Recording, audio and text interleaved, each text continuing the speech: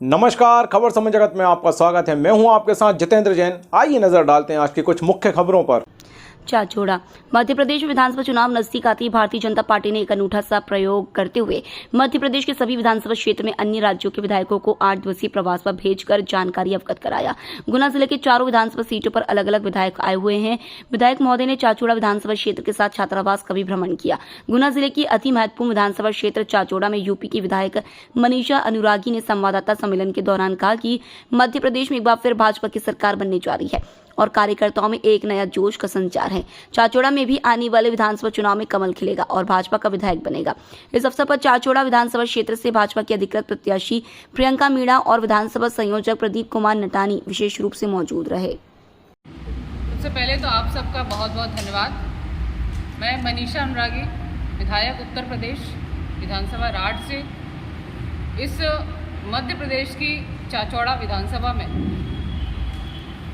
विधायक प्रवास के नाते 8 दिन का इस विधानसभा में और विधानसभा के प्रत्येक मंडल में मंडल की बैठक करके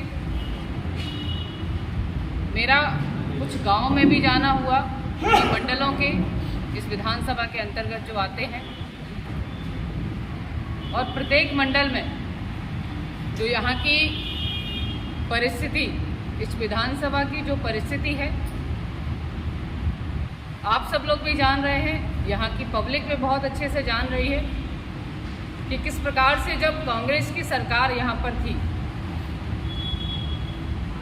और आज वर्तमान में जब हम भारतीय जनता पार्टी की सरकार में हैं और यहाँ पर इस प्रदेश में भारतीय जनता पार्टी की सरकार है, किस प्रकार का परिवर्तन 2003 के पहले और 2003 के बाद इस विधानसभा के लोगों ने भी देखा है और इस मध्य प्रदेश के लोगों ने भी उस परिवर्तन को महसूस किया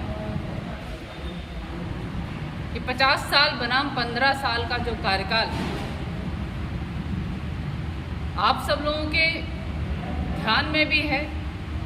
हम लोग चाहे जिस रास्ते पर चले जाएं, उस रास्ते पर भारतीय जनता पार्टी का काम आपको देखने को मिलेगा। लगातार 20 तारीख से लेकर के जिस प्रकार से मेरा प्रवास प्रत्येक मंडल में रहा है, प्रत्येक मंडल में मंडल के पदाधिकारियों से लेकर के आम जनमानस तक मैं पहुंची हूँ और जो आम जनमानस का रुख है बिल्कुल साफ है। स्पष्ट तौर पर मैं कहूँ कि एक चट्टान की तरह वो भारतीय जनता पार्टी के साथ खड़े हैं, क्योंकि जो विकास की बात भारतीय जनता पार्टी करती है वो सिर्फ कागजों पर नहीं होती है, उसको ज़मीन पर भी हम लाते हैं और ज़मीन पर आप सब लोगों ने वो काम भी देखा होगा। यहाँ पर जब से भारतीय जनता पार्टी की सरकार है, मैंने एक छात्रावास का भी भ्रमण किया, एक विद्यालय में भी हम लोग गए। यहाँ पर बिजली की व्यवस्था कैसे सुदृढ़ हो उसके लिए भी सरकार ने काम किया। शिक्षा, सुरक्षा, स्वास्थ्य और यहाँ के किसानों की कैसे आय दुगनी हो उस पर भी काम लगातार सरकार कर रही है। देखा जाए तो प्रत्येक दिशा पर सरकार का ध्यान है, चाहे वो शिक्षा हो, हमारे बच्चे इस प्रदेश की बहन हो, भाई हो, कैसे वो पढ़ करके और अगर अच्छे अंकों के साथ वो अंक प्राप्त कर रही है तो उसके आगे की शिक्षा को भी ध्यान में दिया और कैसे वो आगे बढ़े इसको लेकर के भी योजना संचालित कर रही है। आप सब लोगों ने आज इस प्रदेश के माननीय मुख्यमंत्री जी का, हो सकता है आप सब लोगों ने कार्यक्रम अभी देखा होगा, बहुत सारी घोषणाएं आज उन्होंने उस मंच के माध्यम से और प्रत्येक बहन को समर्पित उन्होंने की है। अभी हम सब लोग भी उसी कार्यक्रम में थे। आज जो इस प्रदेश की बहुत अच्छी योजना लाडली बहन योजना मुख्यमंत्री लाडली बहना योजना के माध्यम से आज चौथी किस्त उन बहनों के खाते तक पहुंचाई है। और उसके साथ साथ उसी मंच से उन्होंने आज घोषणा की कि हमारी जो बहनें रक्षाबंधन पर अपने भाइयों के घर जाती हैं तो उस की चिंता भी हमारे मुख्यमंत्री जी ने की है और उन बहनों के खाते में 250 रुपये भी सीधे आज उन बहनों के खातों में पहुंचाए।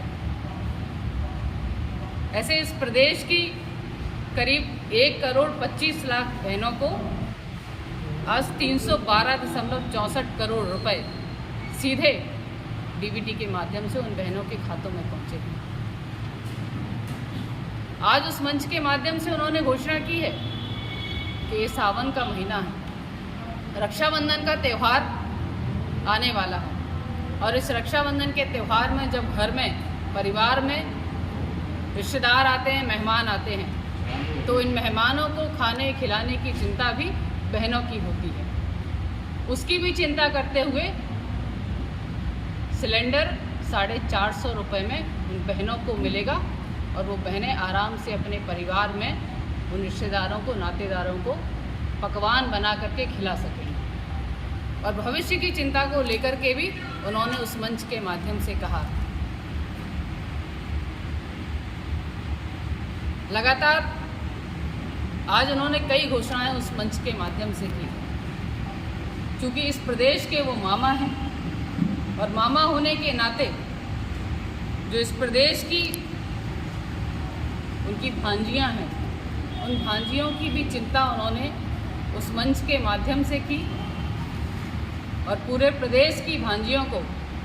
यूपी के रहने वाले हैं और यहाँ शिक्षा के छात्रावास भी देखे, स्कूल देखे, उसमें क्या कमी देखी या सुधार देखा, क्या होना चाहिए, नहीं होना चाहिए? बहुत सारी चीज़ों को मैंने, जैसे यहाँ पर एक छात्रावास है अपना बीनागंज में, वहाँ की बच्चियों की सिर्फ एक समस्या है, छात्रावास बहुत अच्छा है, भोजन उनको अच्छा मिलता है, हर चीज़ समय से उनको उपलब्ध होती है, बस उनके स्कूल की दूरी वहाँ से करीब 3 से 3.5 किलोमीटर है। उसके लिए उन्होंने अपनी बात को मुझ तक रखा था कि स्कूल हम लोगों का बहुत दूर है और जाने में हम लोगों को समस्या होती है। इस विषय को मैं जब अपनी रिपोर्ट जो केंद्र सरकार को और केंद्रीय संगठन को सौंपूंगी उस पर मैं रखूंगी। इसके अलावा एक और छात्रावास में मेरा जाना हुआ था, वहाँ की बिल्डिंग चूँकि बहुत पुरानी है, पहले वहाँ पर विद्यालय चलता था लेकिन वर्तमान में विद्यालय नया बन गया है तो बगल में विद्यालय संचालित है और उसी जो विद्यालय की बिल्डिंग थी वहाँ पर अब छात्रावास संचालित है। उसकी बिल्डिंग जरूर बहुत पुरानी हो गई है। चाचौड़ा से खबर समय जगत के लिए अमित चौरसिया की report. For latest news, subscribe to our channel and press the bell icon.